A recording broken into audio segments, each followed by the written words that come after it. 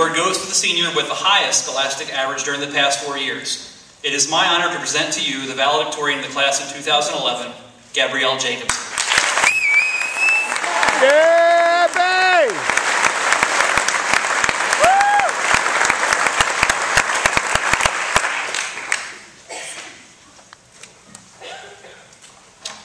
Good evening, parents, teachers, guests, and fellow classmates.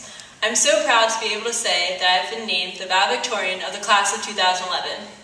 My name is Gabrielle Jacobson, but everybody knows me as Abby.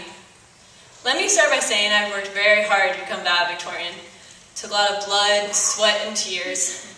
And by sweat I mean, I'm sorry for anybody who's had to shake my hands. As honorable as the title of valedictorian is, there's a certain weight I've had to carry around because of it. Let's say I accidentally answered a question wrong entirely in front of the entire class. I'm sure I'd hear, "And you're a valedictorian?" Or maybe in Spanish I'd say, "Me llama" instead of "me llamo." "And you're a valedictorian?" And let's say in calculus one day we had to make flashcards, and I cut myself with scissors, had to go to the hospital and get 3 stitches. "And you're a valedictorian?"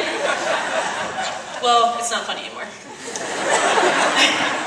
As you can see, being valedictorian does not mean you need to be incredibly intelligent.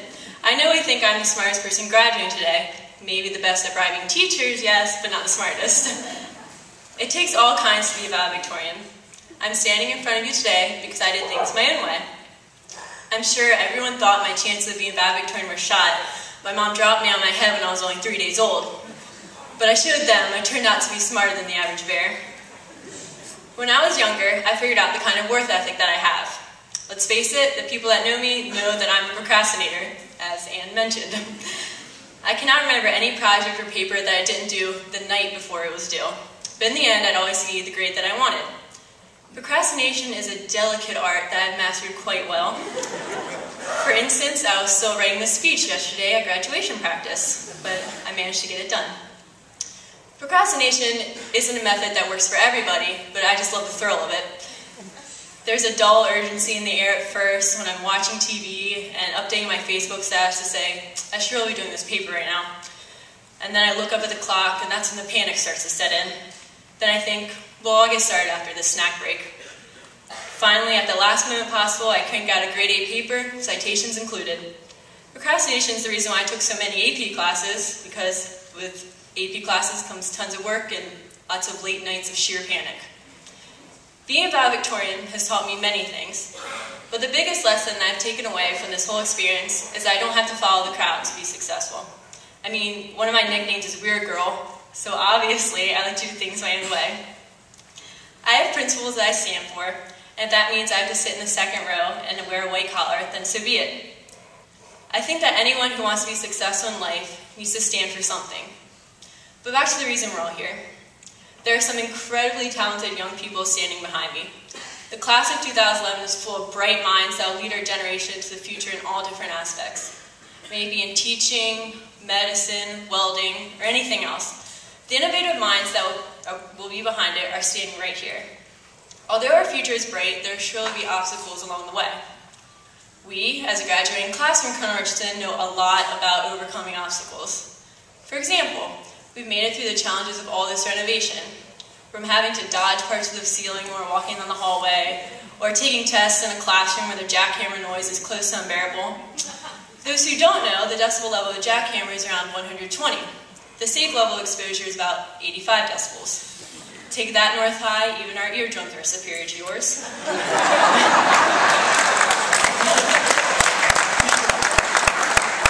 Back to overcoming obstacles.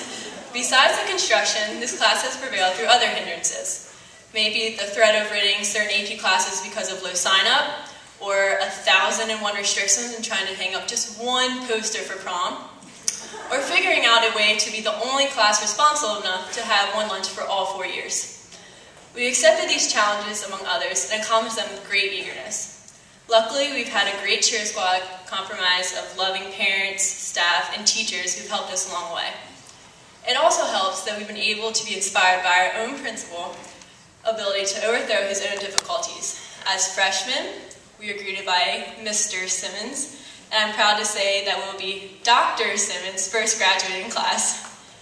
Our class can learn from him that we can all be successful if we put the hard work into it. I have to say that today's graduation both breaks my heart and warms it. I love the class that is standing there. Writing this speech has brought back so many memories that we've all shared. I'm so proud of everything that the class of 2011 has done together, but I'm so sad that it's all over now. I know that in just a couple years I'm going to start seeing my fellow classmates named in the paper and on TV for all of their great accomplishments. I'm sure Chaz Hopkins will be running the White House, or I'll hear that Anne has just saved a life for her great operations, or how Ethan Hartford just earned a high honor in the military. Everyone on the stage has the potential to do whatever they want in their life. I know it's cliche, but I believe it. And if I may quote the late, great Albus Dumbledore, we all must face the choice of what is right and what is easy. I have the utmost confidence in the class of 2011 that we can and we will do what is right for us and for our futures. I would like to thank my little sister Nora, my mom, my dad, teachers, staff, and fellow classmates, anyone else who I've come in contact with, for making these past 4 years the best that they have been. Class of 2011, congratulations, and may your caps fly as high as your dreams. Thank you.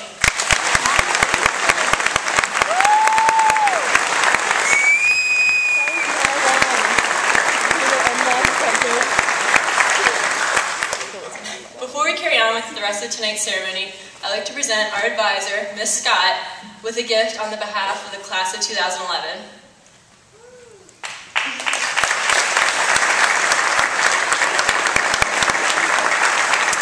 We chose to get her this spa gift card because I'm sure she'll need a lot of relaxation after all this, and a beautiful glass teapot and a Chihuly gift art kit. Do you know what Chihuly is? I know you love them.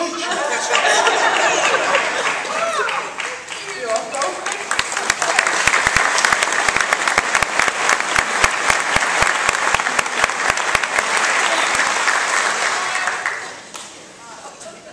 I'm the only one who can get that shot. All right.